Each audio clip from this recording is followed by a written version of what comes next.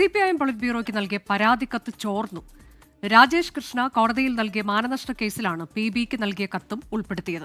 കത്ത് ചോർന്നതിൽ CPIM സംസ്ഥാന secretary MV ഗോവിന്ദന്റെ മകനെ സംശയിക്കുന്നതായി ചെന്നൈ വ്യവസായി മുഹമ്മദ് ഷർഷാദ് ആരോപിച്ചു.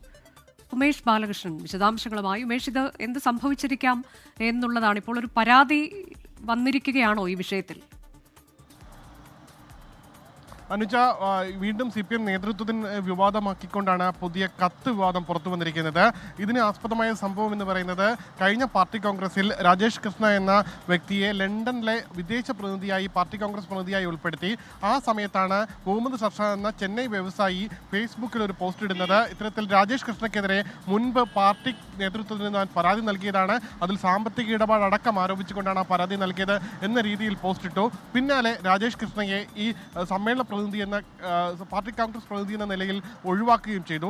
അതിനുശേഷം ഈ വാർത്തകൾ മാധ്യമങ്ങൾ റിപ്പോർട്ട് ചെയ്തു.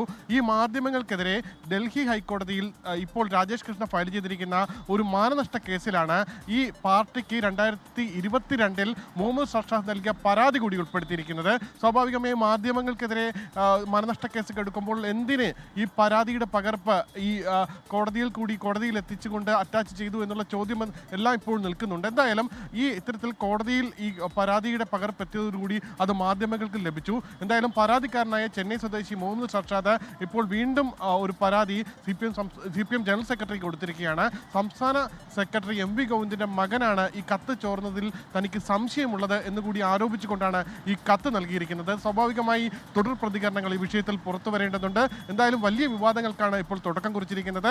പാർട്ടിക്ക് PBക്ക് നൽകിയ പരാതി, 2022 നൽകിയ പരാതിയുടെ പകർപ്പ് സഹിതം മറ്റൊരു വ്യക്തി കോടതിയിൽ സമർപ്പിക്കുന്നു. ആ സമർപ്പിച്ചത് ഈ രേഖകൾ, അതായത് 2022 നൽകിയ പരാതി ചോർത്തി നൽകിയത് CPM സംസ്ഥാന സെക്രട്ടറി MV ഗോവിന്ദന്റെ മകനാണ് എന്നുള്ള ആരോപണവുമായി ആദ്യം പരാതി നൽകിയ മുഹമ്മദ് ഷർഷാദ് വീണ്ടും ജനറൽ സെക്രട്ടറിക്ക് പരാതി നൽകിയിരിക്കുന്നു. എന്തായാലും വലിയ വിവാദങ്ങളിലേക്ക് ഈ വിഷയം കടക്കാൻ സാധ്യതയുണ്ട്.